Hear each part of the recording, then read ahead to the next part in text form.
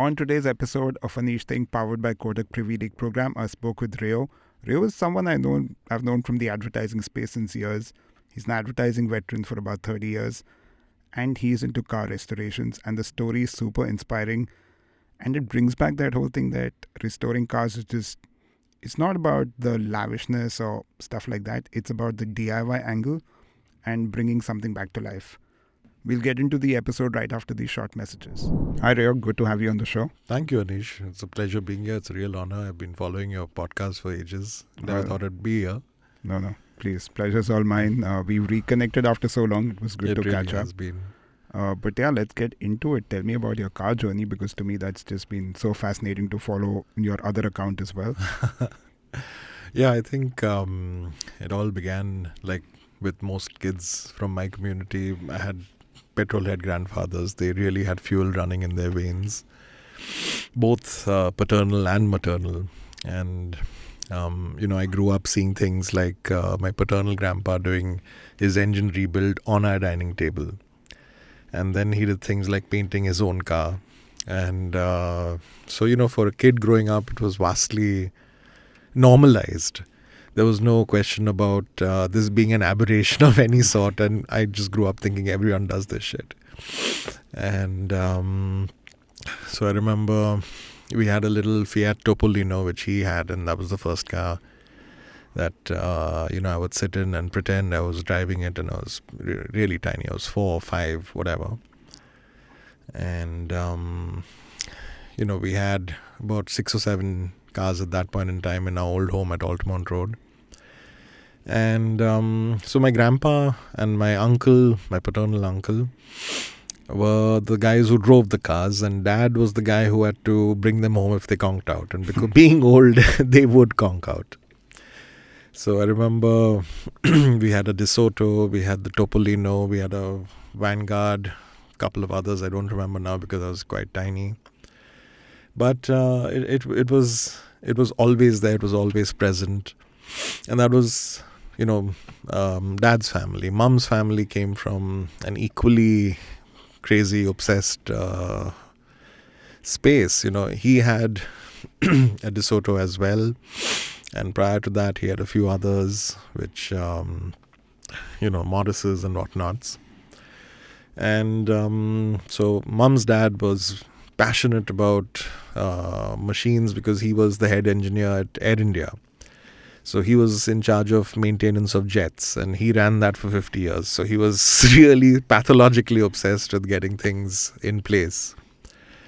And so he'd come home from Air India every day from the airport, and he'd drain his radiator, flush it out, refill it, and, it would be just fantastic. So I had 2 grandparents who were really in this, and long-suffering grandmothers who were just like, tolerating this. But it kept them out of their hair, and I think they were just okay with it. So I grew up in that space, and... then eventually I did turn 18 myself. My paternal grandpa had moved on by then.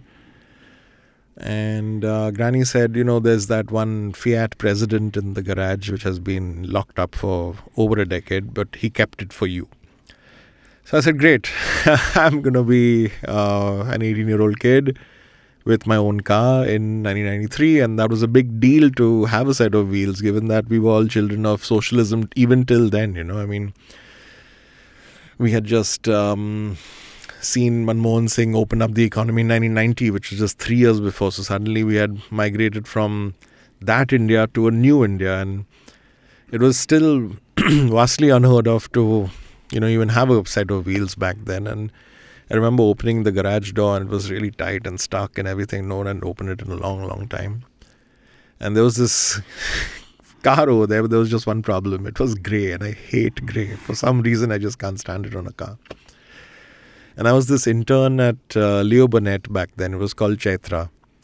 And they were at Kemp's Corner. I was at Altamont Road. So I remember working there all day.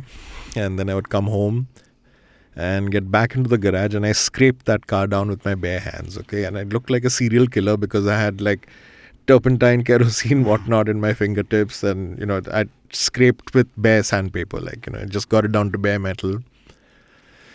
And then I painted it And it was the worst paint job in the history of paint jobs. Okay, it like had paint bristles in the paint, and it looked like a furry little black thing. But I was damn happy. It was my first car, and eventually I started working. I got a proper paint job done, and I did a lot of work on that Fiat. It was like I put in oversized cylinders, so it got a little more powerful. And then, in the 90s, everyone had boom cars, so it had a nice stereo thrown in. And unlike most Fiats, it had this colossal rally grade spec radiator, so it would never overheat, and that's what made it fun. So I could drive it anywhere. And so I had that. Then the second car came into my life when Dad retired, and he had this office car. And so he retired, the company took it back, so he was without a set of wheels, and I felt quite sad about that. So I decided I will go and surprise him one fine day. And there was this Dr. Patell at the end of Carmichael Road, and Dr. Patell had retired, and he was a medical doctor, and my dad's a PhD in organic chemistry, and he's Dr. Patell, but we have a double L in our surname. So it's funny, both had retired at the same time. So this guy was selling his old Dukkar Fiat, which is the Millicento. And we had a common mechanic at that point. So William, the mechanic at the end of Carmichael Road, one day said, that guy is selling, do you want to pick it up? I said, great, let's do it. So I remember blowing an entire year's salary off my, How much would that be back in the day? Believe it or not, in 1994, that was $18,000. So I just blew it because it was a gesture, and I figured that whatever, I'll make it ahead in the future, and this won't happen again. So it was his wedding anniversary, and I brought it home the night before. I smuggled it into his garage, and he had no clue. So, it was like one of those YouTube videos you see now where he came down, and I said, I've parked the car in that garage, and he walked in, and I had kind of painted it exactly the same way the other one was. So we had now two identical black Fiats. The only difference was they were 30 years apart in age. And the doors opened the other way. They're suicide doors. They're from the B pillar. So he walked in, and then he's kind of scratching his head. It looks the same, but it's not the same. What is going on here? And then it kind of clicked that, so I said, happy anniversary. This is your car. Well, famous last words, it never ran with him. I mean, it would only fail him, and it would only drive with me. It was quite bizarre. I mean, it was one of those things where every single time he would come home frustrated that, it left me here, it's left me stranded, now you go get it. And I was like, okay, I'll go get back home. And I'd go with the keys, I'd turn the key to start, I'd drive it home, and I'd be like, nothing's wrong. I think this is a father-son thing also. Yeah. So many times my dad will call me and he's like, this is just not working, and then you try it and it's perfectly fine. It's fine. I mean, maybe you're being negative about it and done like that. Who knows? Well, anyways, so that was the first set of two cars. And, so from, say, about birth till about 20, I think I really plunged headlong into cars. And then for a really long time, 2 decades, I got really obsessed with advertising. And that's when we met a long time ago. And I remember just being oblivious to anything else but advertising. I was so passionate about it. I still am. But cars just weren't a part of the scene then. I mean, I had the little Fiat and the other Fiat Go at the turn of the millennium. And Dad sold them off. We got a then brand new Santro and an 800. And they were just functional. Yeah. I mean, I enjoyed the 800. It was like a 5-speed fuel injection one. So it was a little go-kart with, like you said, a jetpack attached. Yeah. And that was violently fast. So I enjoyed that. My grandpa then passed away, the maternal one, and his Lancer came to me. I'm still driving it 15 years later. And what's the mileage you get on the Lancer? So it's a diesel. It's a 2-liter. I get about 7 in the city, 10, 11 on the highways.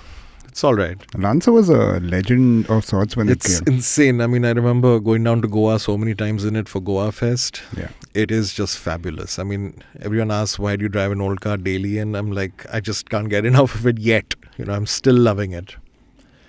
And with time, a few other cars have come into my life, and everyone says, but you have so many fancier cars. And I'm like, yeah, but this is the one that's the old pair of jeans. You just get on with life in it. I mean, those are cars. This is like Iron Man's suit. It just fits me, and I enjoy it. So that's that was my journey then, and I got really busy with work. We were working night and day. I remember, I think roughly the time you and I met, we were I was in contract in, say, about 2008. Yeah. Yeah. And I remember at that point I was working on a massive telecom account. I was sleeping on the floor of my cabin for the longest time.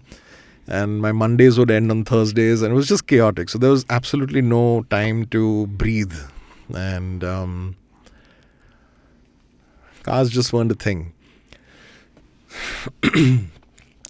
So somewhere along the way, when I was about 39, my uncle called up and he says, do you remember that old Audi AT we had, and you used to like it as a kid? And I said, yes, I do, of course. I mean, who would forget it?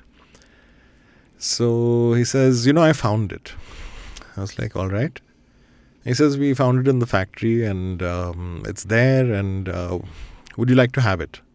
I've never said yes faster in my life, because if you look at it, the grandfather of the C-Class, which is the W201, the E30 from BMW, which is now a hipster car, and then there was the Audi AT. And in 1985, 86, 87, 88, when these cars were ruling the roost, the Audi AT looked like a spaceship. It was like this angular thing. It came out of nowhere.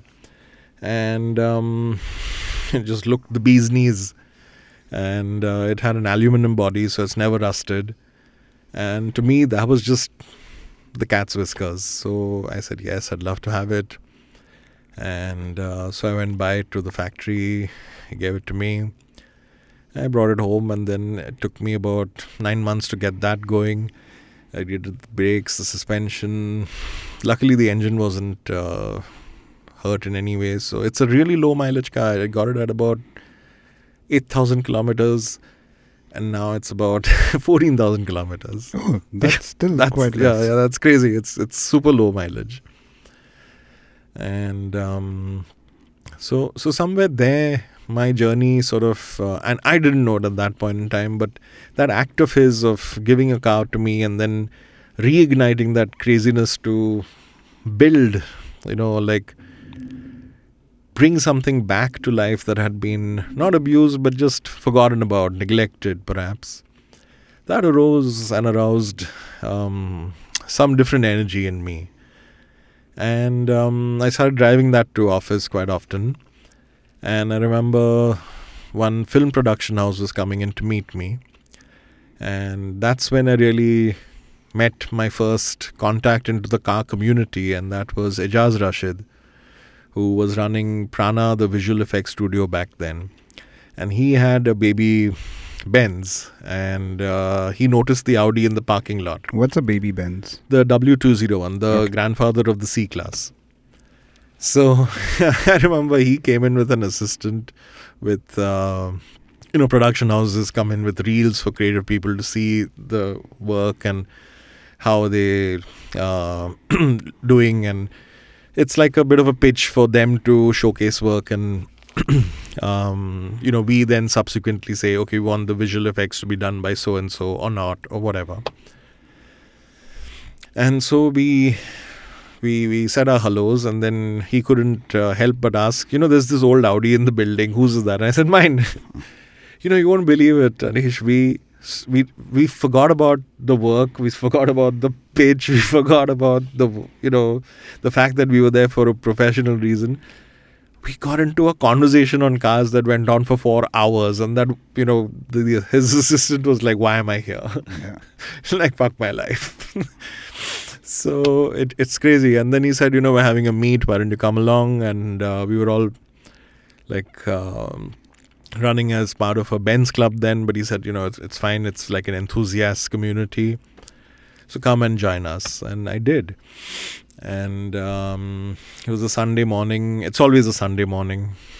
So I was at BKC trying to find the space. And I remember at a signal, this large station wagon driven by a guy called Muzammil Qazi flew past me. It was unreal to see something that big just going that fast.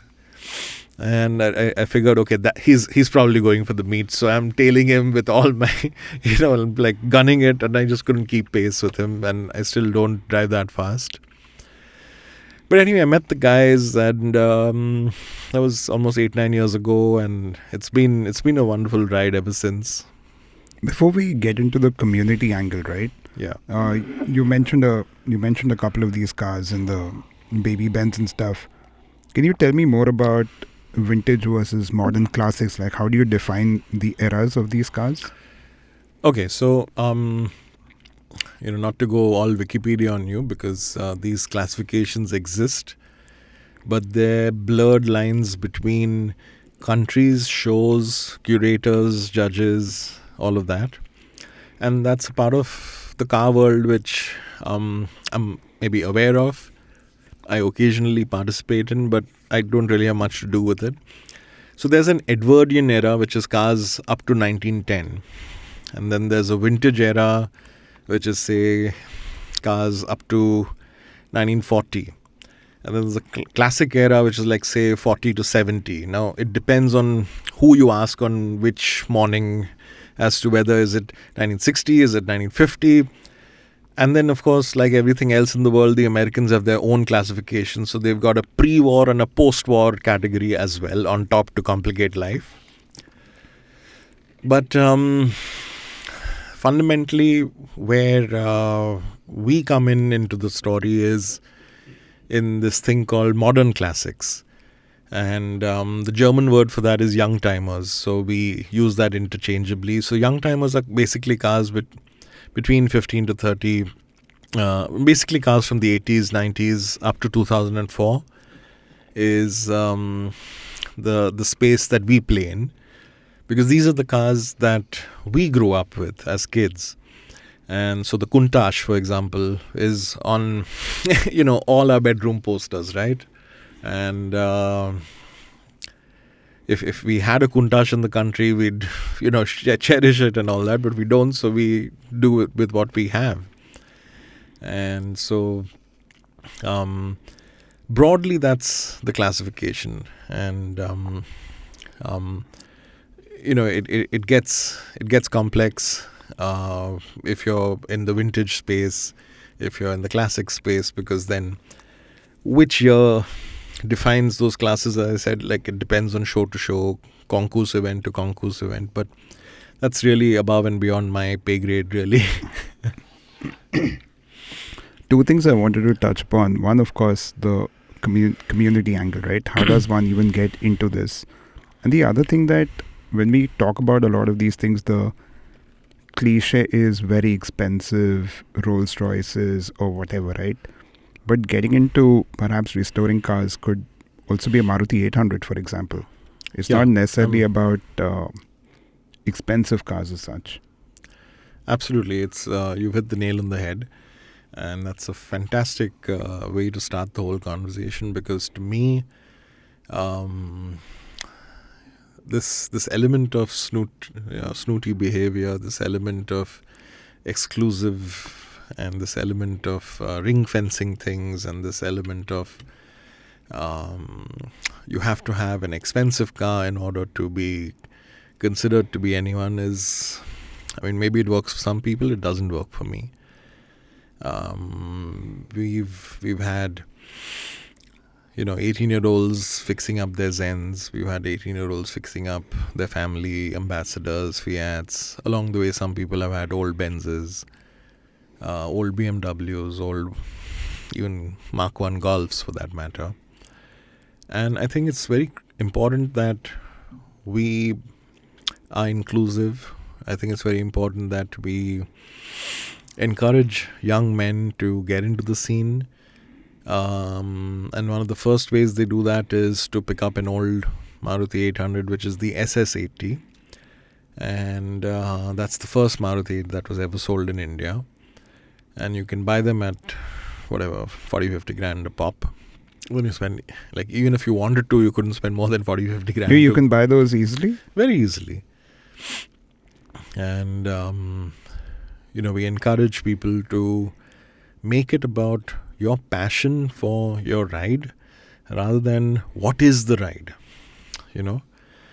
Because I think then you're keeping it quite real, and it's not so much about, he drives blah, blah, blah, versus Anish took 2 years to fix that ride, which was, lying around in some lane, and then he got it after a struggle to trace the owner, get the papers updated, pay the taxes, all of that.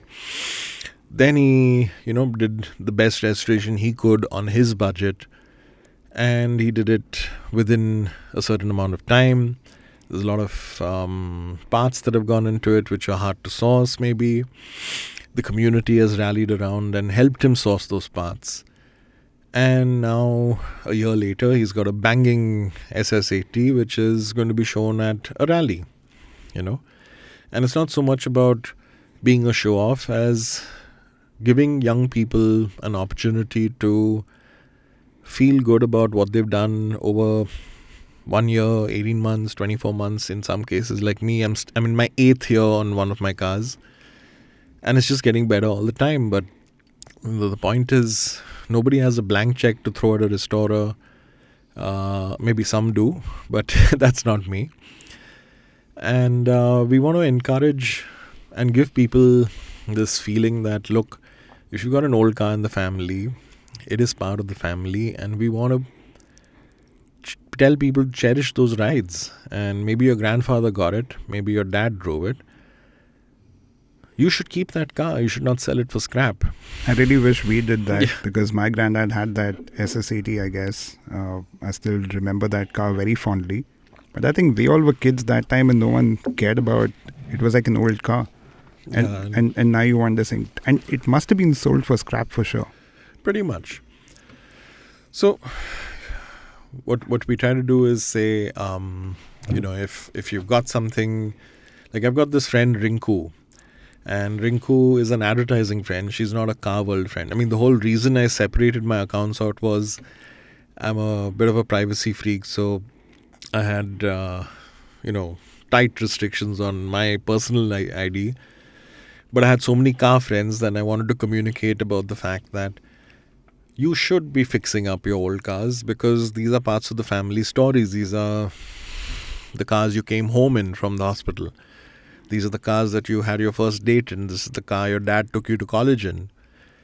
Why would you forget about all of that? And if you can and you want to and there's a sentimental reason attached to it, it does not need to break the bank when you choose to fix it up. So I thought somewhere that story I wanted to inspire people with and, take that story into a more public realm. And that's why I started my second account.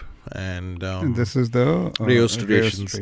Yeah, it was a cheesy name. A friend of mine came up with it. She's like, for restorations and then your Rayo, so Rayo Restorations. And I was like, okay, that's seriously cheesy. I'm going with it. That's his Instagram account, which is really, really fun too. Thank you. Like some of the videos on that. And I want to play one of this. I think we'll play it later when we talk about some of the restorations. Let's take a short little break.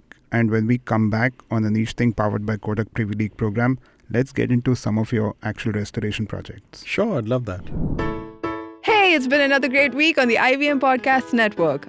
On Cock and Bull, Cyrus Antariksh and Sriram discussed the Congress landing in legal turmoil for using a KGF 2 song and Kanye West's verbal fast. On The Habit Coach, Ashton tells us how song lyrics can act as affirmations.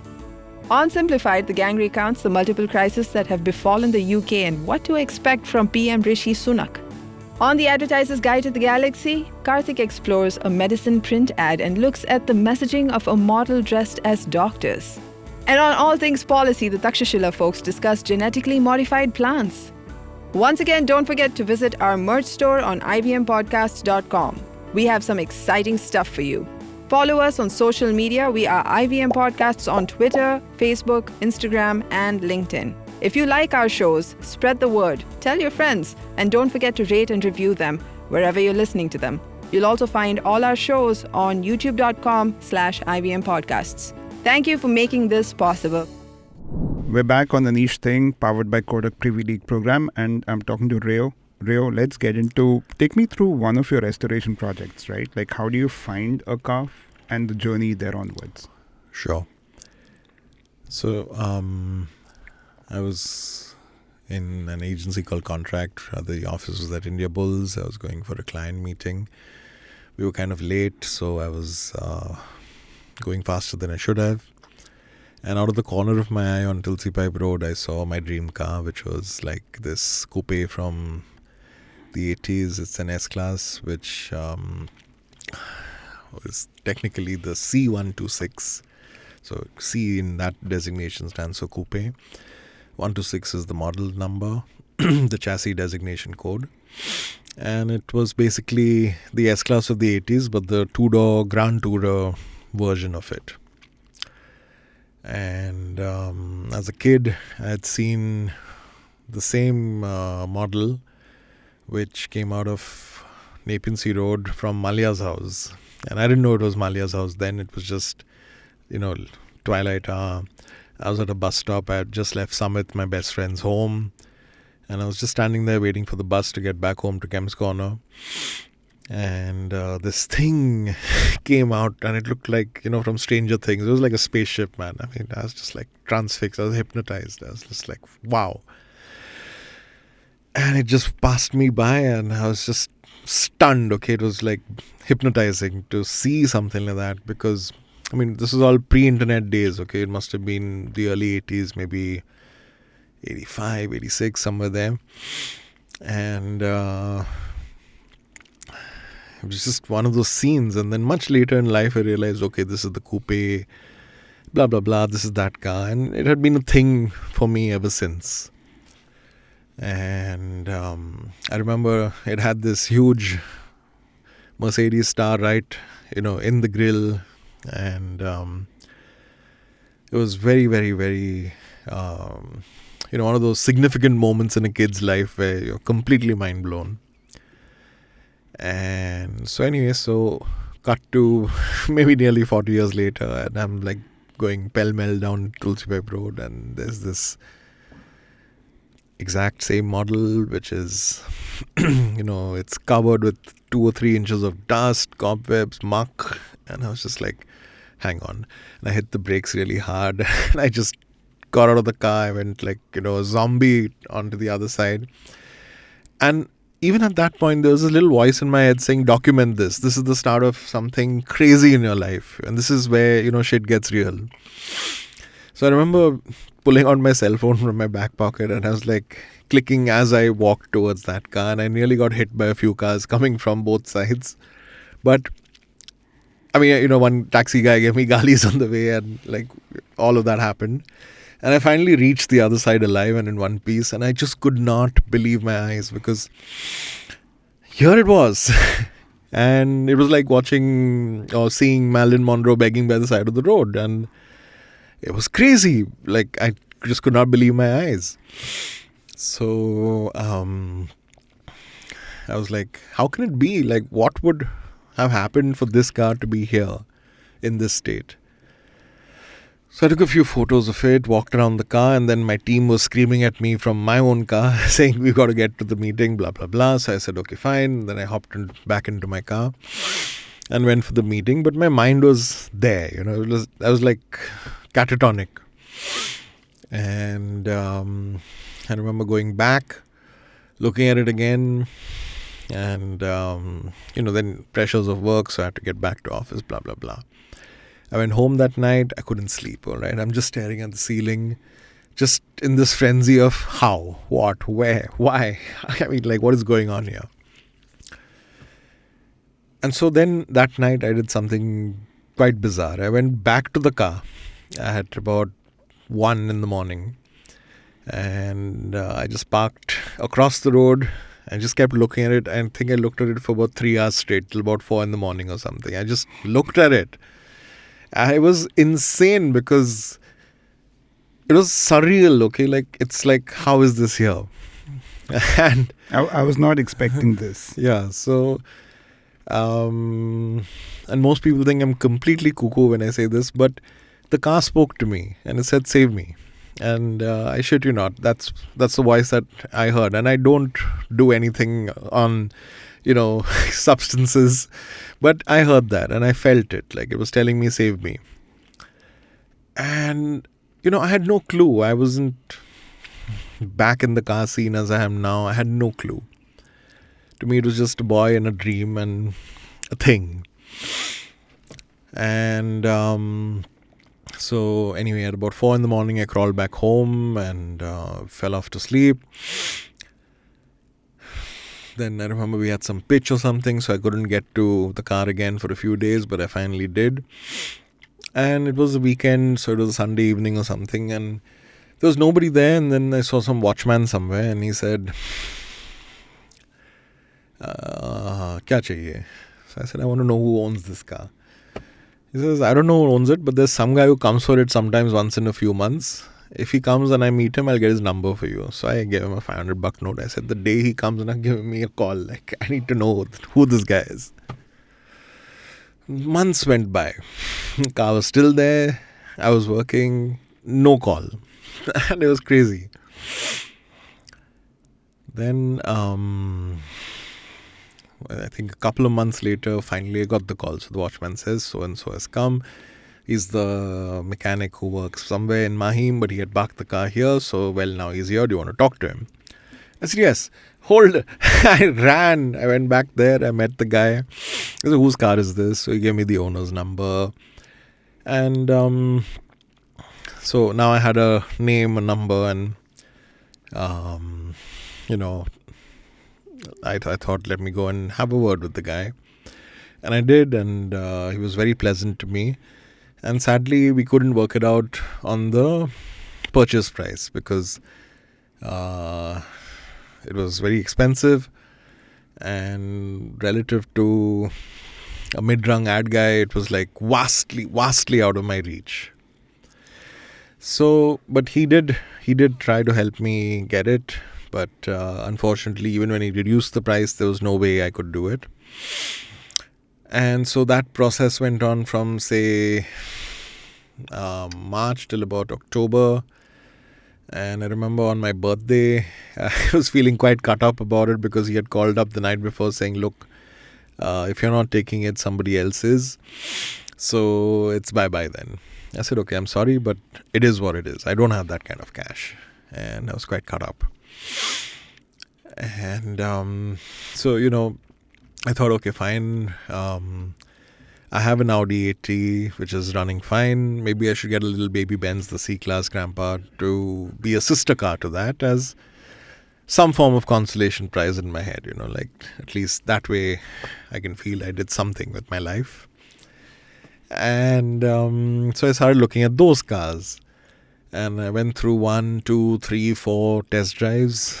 And then I was about to buy one, say by November-ish of that year. This was 2014. And I remember the night before I was going to sign up the next morning and give him the cash and everything. That was also a little bit of an interesting car. It was like a car which belonged to Hari Prasad Chaurasia's family. It had been imported from the UK. And it had this number 747.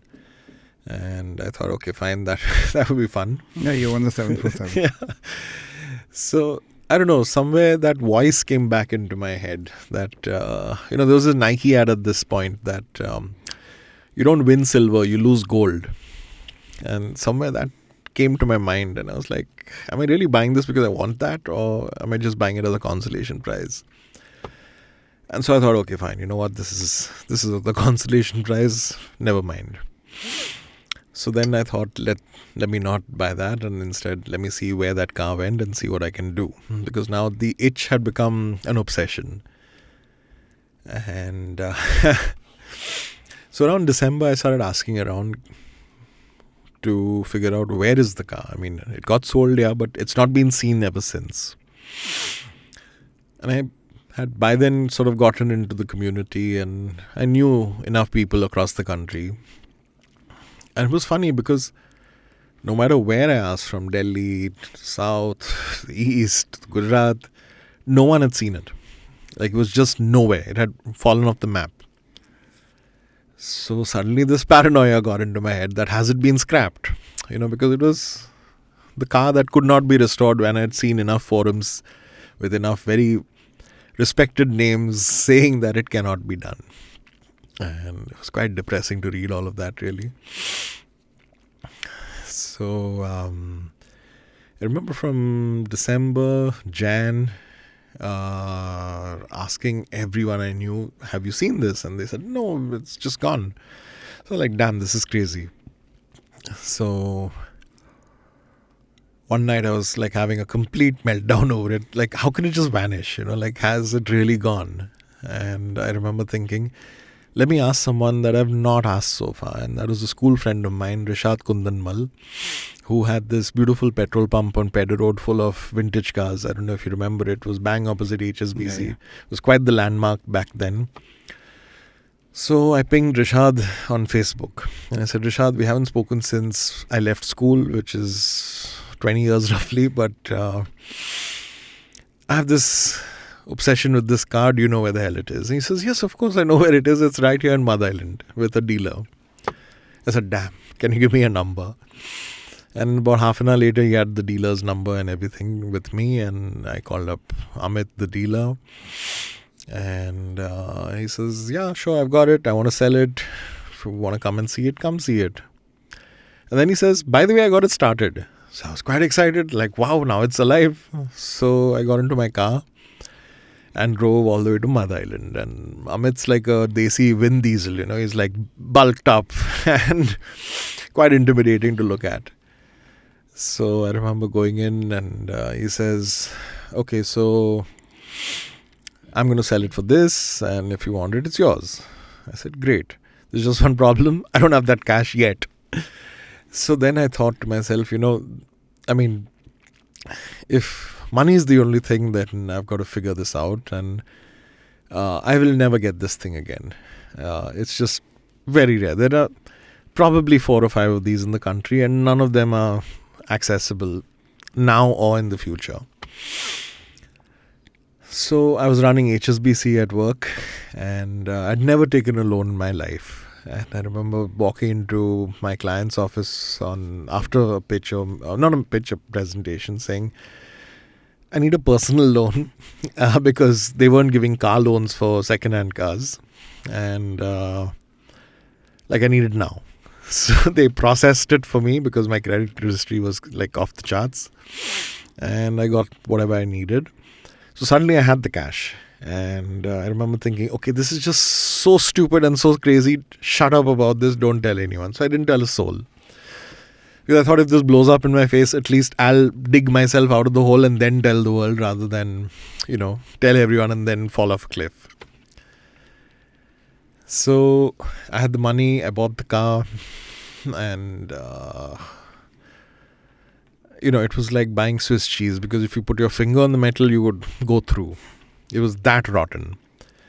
So I thought to myself, discretion is the better part of valor. Let me not tell a soul that I bought it. And nobody knew I'd bought it.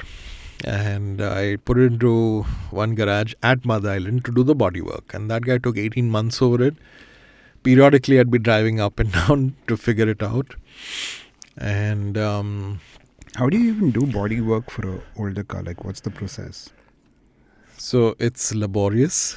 It's we are gifted in India by amazing talent who can look at the original design and actually replicate it easily. They're gifted.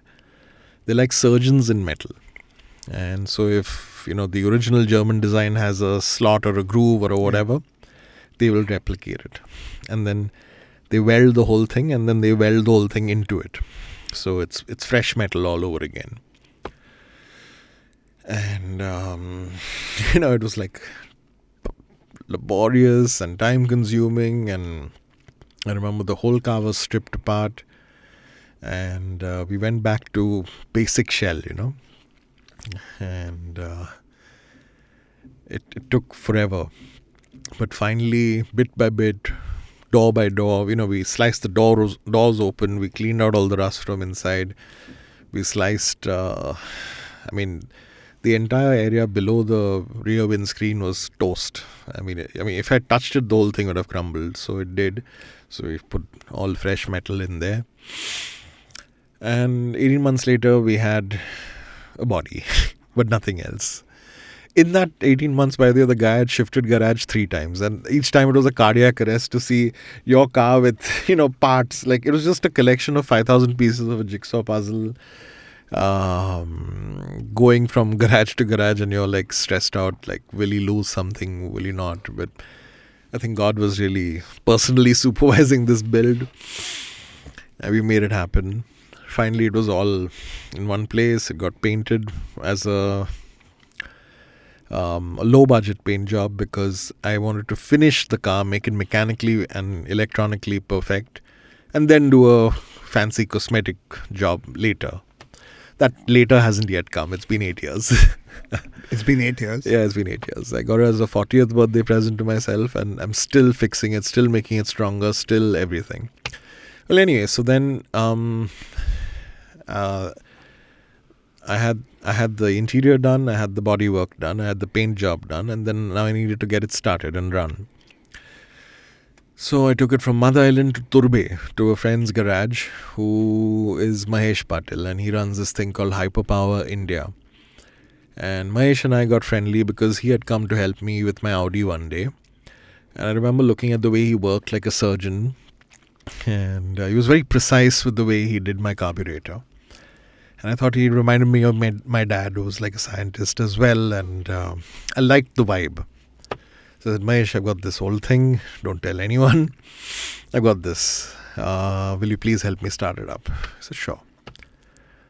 So we flatbedded it out, and that was, I think, December 2016 or something. And then I told the curator of the Benz rally, look, I've got this car. If it runs, can I get it for the rally? And he was very kind, Perseus Bandrawala, and that's really where we started becoming friends. And he said, look, if it runs, bring it, because it'll be a story. It'll be something that's not been seen in a long time. It's a car that people have given up on, and it would be great if it's moving. I said, sure.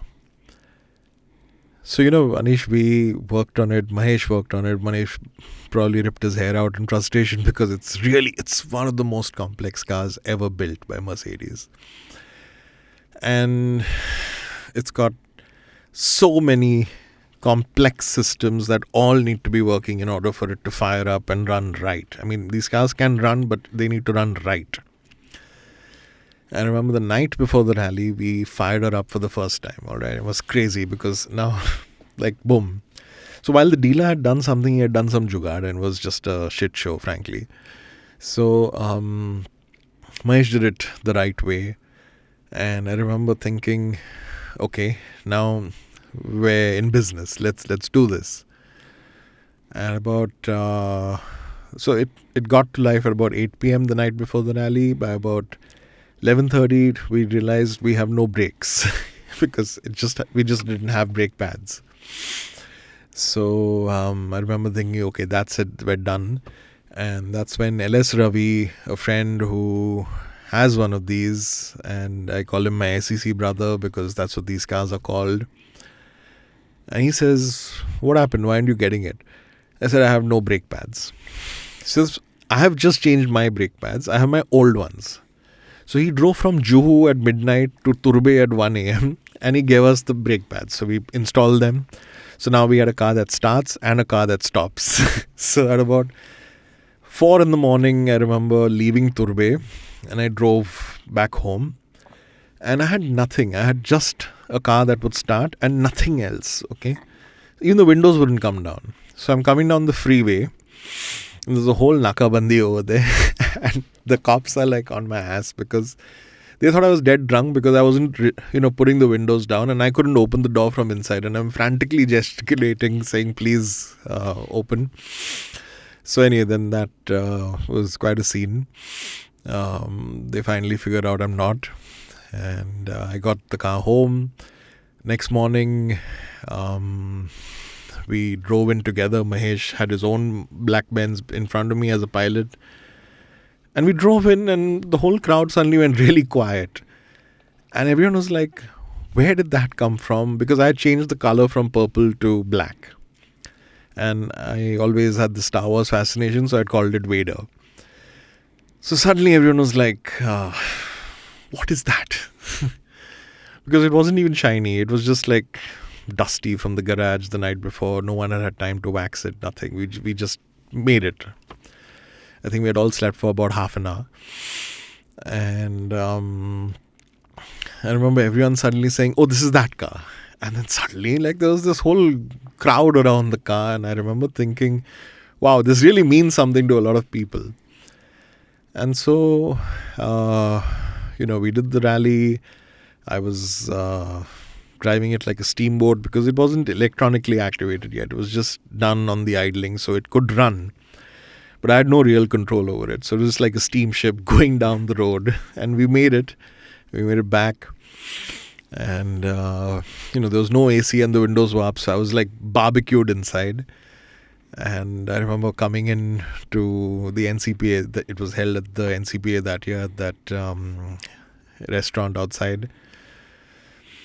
And it was insane because a lot of people who had no idea who they were thumping me on the back saying, well done, and blah, blah, blah. And that's when I realized that it's not so much about the car, it's about the community. And each one of these guys were happy about it.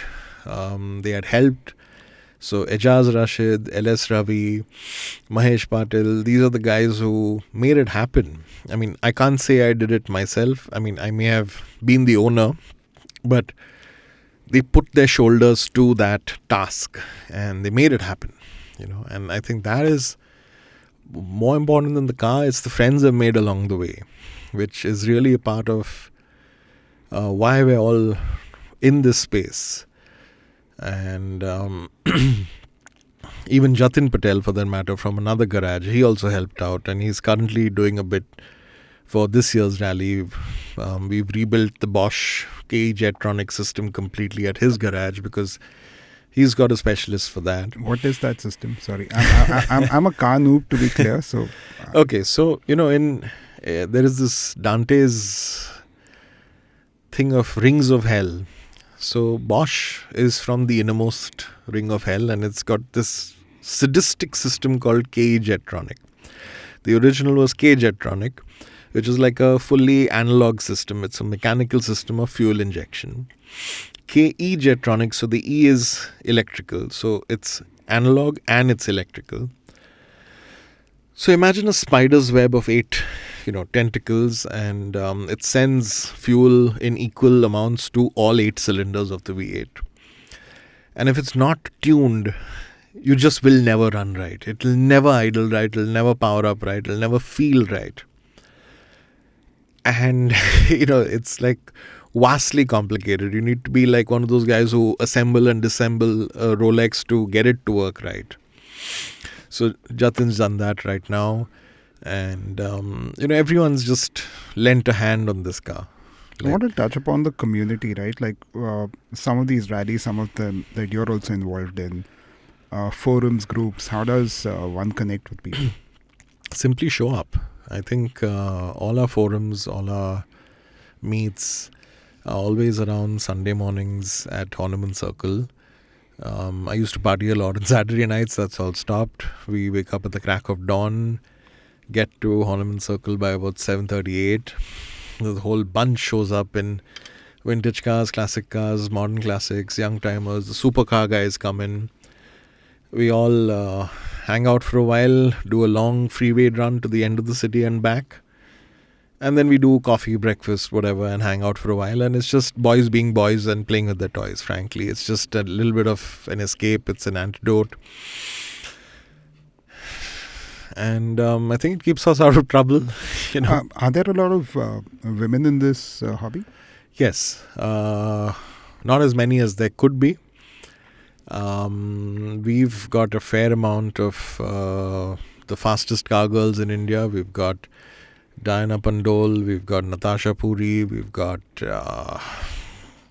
Shana's off the group, but she's a friend as well.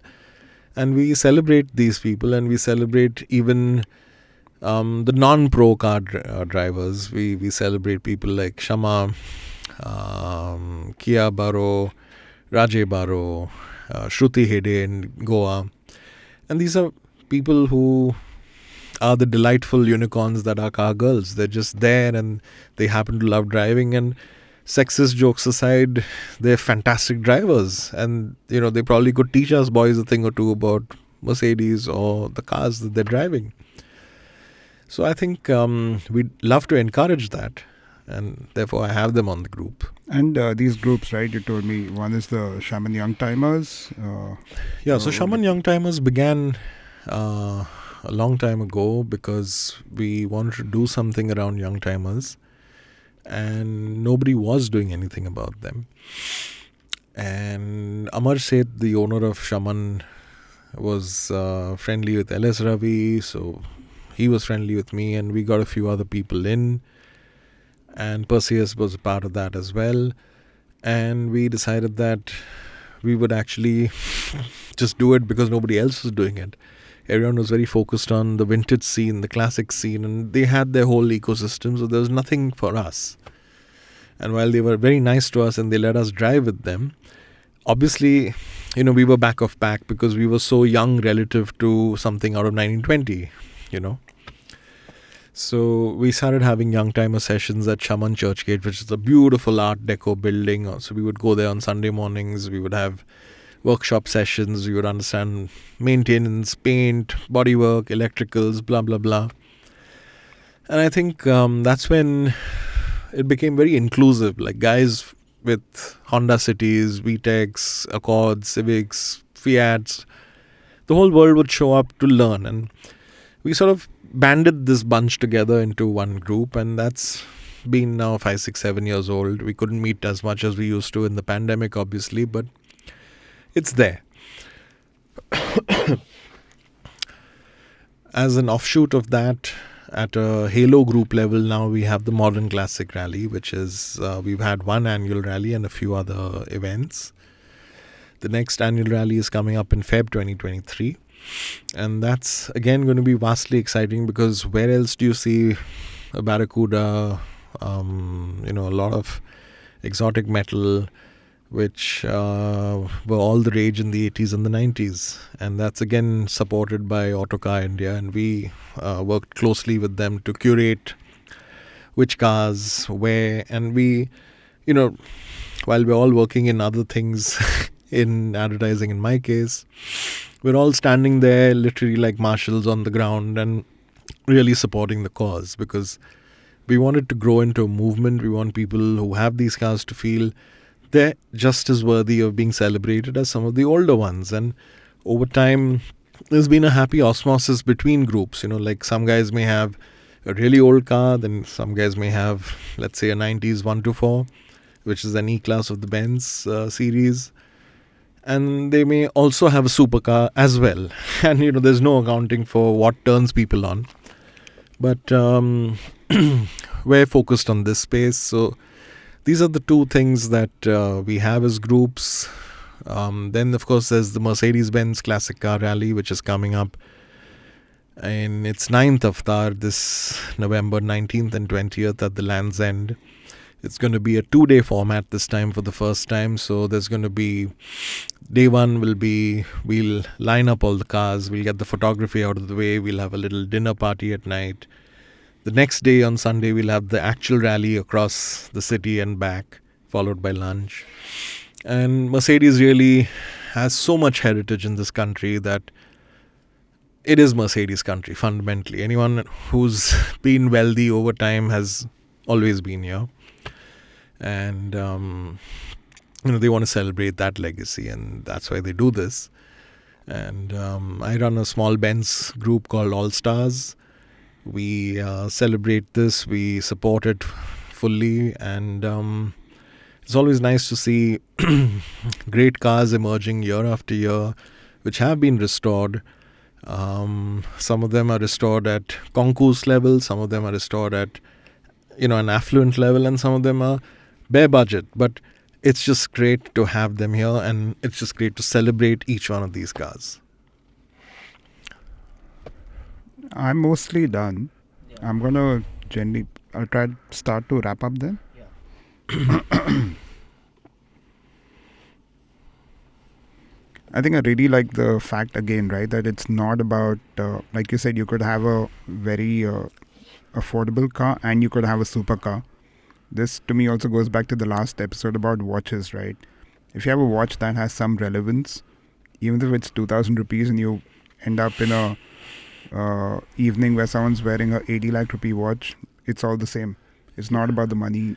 Yeah, and that's the kind of guy we want to celebrate, the guy who's in it for the passion of it, and the enthusiasm of it. And, if you're the show-off sort, then I'm sorry, you're just not a part of my life or my groups. We do not think that the sun shines out of anyone's ass. If you just happen to have a great car, okay, great. But there's always someone bigger than you in that space. However, we do celebrate the guys who've built their cars, know their cars, understand the brand, understand the history of the brand, and help each other out in the community. And I think that's the nicest part of any member, really. Great, yeah. I think I remember, I can name Pilzad Master. He's got a C63S, which is like an AMG, really rocket.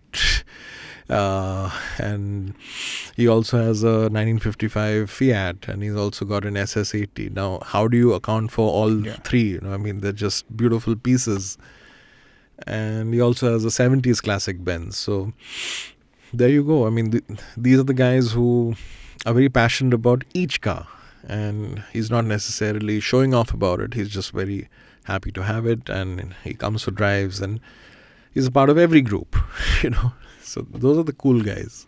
I think what I'm going to do is I'm going to now start to trace my granddad's you really Maruti and figure out where the hell that is. You really should. That's not been scrapped. I have really good memories of that car. You really should. On an ending note, where is this I'm just curious, what does this community feel about EVs? So mixed emotions. At a practical level, for most people who buy Toyota Innovas, for example, an EV is a great substitute to that because it's cheap to run. It's just an appliance. It gets you from point A to point B. No hassle, no fuss, no headache, nothing. For the car community at large, EVs have two schools of thought. One is, are they controversial? Some people find them controversial. I don't find them controversial. I find them great as commuter cars for the vast majority of people. And if you're driving an EV 5 days a week, maybe you want to drive something that's burning dinosaur fuel on a Sunday morning. Having said that, what I really, really get annoyed about, and if I was the curator of any actual rally, taking a classic car and then rendering that into an EV is something that gets my goat. It really grinds my gears. So I'm vastly against that. To me, a car from 1970 has to drive like it was made in 1970, and maybe you can resto mod it to, let's say, a Mercedes from the 70s has a Mercedes engine from the 90s, and maybe that's a period correct mod and it's okay, and a lot of BMW boys do all of this. But to, fling an EV kit into it is just bizarre according to me, because how is that an authentic experience? That's the pseudo-vintage thing then, right? Just because you can do it doesn't mean you should do it. So conceptually, in principle, I have a problem with that. But who knows, maybe other people can sleep at night doing it, but I can't. To me, it was fascinating that one of these car companies in the US, they've actually added speakers on the rear of the car to Yeah, give yeah, you that rev. Which can be either ways, right? Either it gets it's more quite people stupid. into it, or to me it Yeah, feels no, it's stupid. a massive turnoff. Which is, I mean, funnily enough, maybe that's why so many younger people. We've got so many young boys driving E-classes from the 80s in my group. So maybe somewhere, there's this EV fueled rage for classic cars because you just don't get that experience, do you? Yeah. EV fueled rage for classic cars. Fun. Rayo, thank you so much for being on My the show. pleasure, Anish. Thank you for having me. On YouTube of that clip of you starting Sure. Vader. Sure. That was amazing. My pleasure. I'll send it over to you. This is a hot start.